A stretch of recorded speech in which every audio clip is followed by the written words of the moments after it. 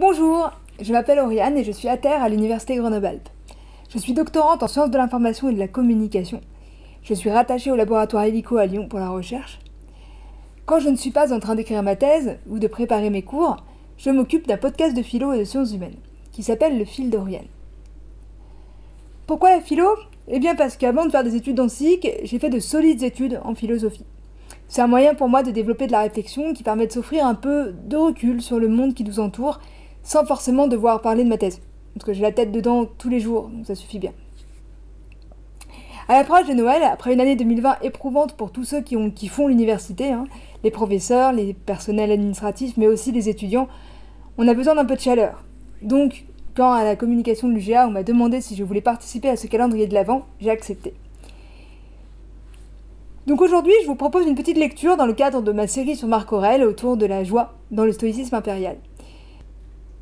En effet, on donne, un peu à tort je trouve, une image austère du stoïcisme impérial, alors que, même si on est très loin d'un hédonisme, évidemment, c'est une pensée optimiste quand même.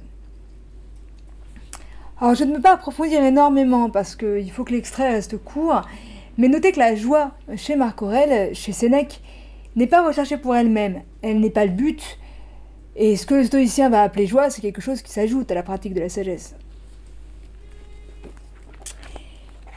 Sénèque dit que le plaisir n'est pas la récompense de la vertu, ni son motif, mais quelque chose qui s'ajoute à elle. La vertu n'est pas choisie parce qu'elle fait plaisir, mais si on la choisit, elle fait plaisir. Oui, bon, ça sonne un peu comme le caté, c'est pas étonnant. Les pères de l'Église vont effectivement s'approprier plusieurs concepts de la philosophie antique, et notamment celui-là, ce concept de joie. C'est pas spécialement une coïncidence. Mais on n'est pas obligé de faire cette lecture-là. Ce que je trouve intéressant pour une lecture en 2020, c'est que cette joie du sage, elle est ancrée dans le sentiment d'appartenance à une communauté. En fait, le stoïcisme, c'est pas une philosophie très égoïste. L'un des ingrédients de cette joie du sage, en fait, de cette joie très rangée, très calme comme ça, c'est vrai que c'est une joie qui ressemble à la joie du caté, quoi. C'est que faire le bien aux stoïciens, c'est aussi nourrir, soigner une communauté à laquelle on appartient. Et ça procure de la joie, de sentir le ensemble. En plus de faire le bien parce que c'est le bien. Et cette année, je trouve, mais alors je fais peut-être une lecture pour le coup ici assez pirate de Marc Aurèle et de Sénèque, je trouve qu'on a pu expérimenter de manière assez aiguë à certains moments ce sentiment de communauté. Et surtout cette nécessité pour faire face à ce qui ne dépend pas de nous, à la pandémie, d'avoir de la bienveillance, de la douceur pour les autres. On a dû adapter notre pratique, notre discipline du corps, non pas pour nous protéger nous, mais pour protéger l'ensemble de la communauté, en portant un masque.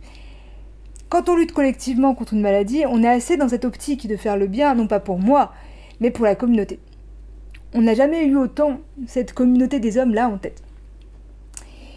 Et ça nous a donné aussi de la joie, que je trouve pour le coup assez proche de ce qu'on a là dans la joie stoïcienne.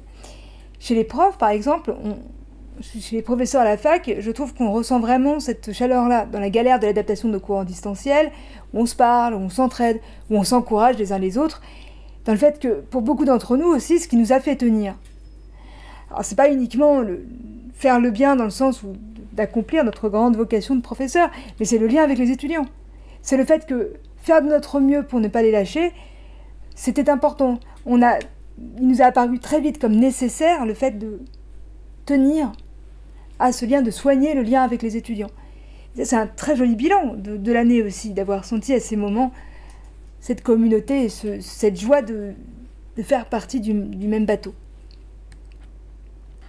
Voilà, alors j'espère que ce rapide détour par le stoïcisme vous a plu et qu'il a pu vous faire avoir un petit peu plus de douceur sur cette année qui a été bien rude.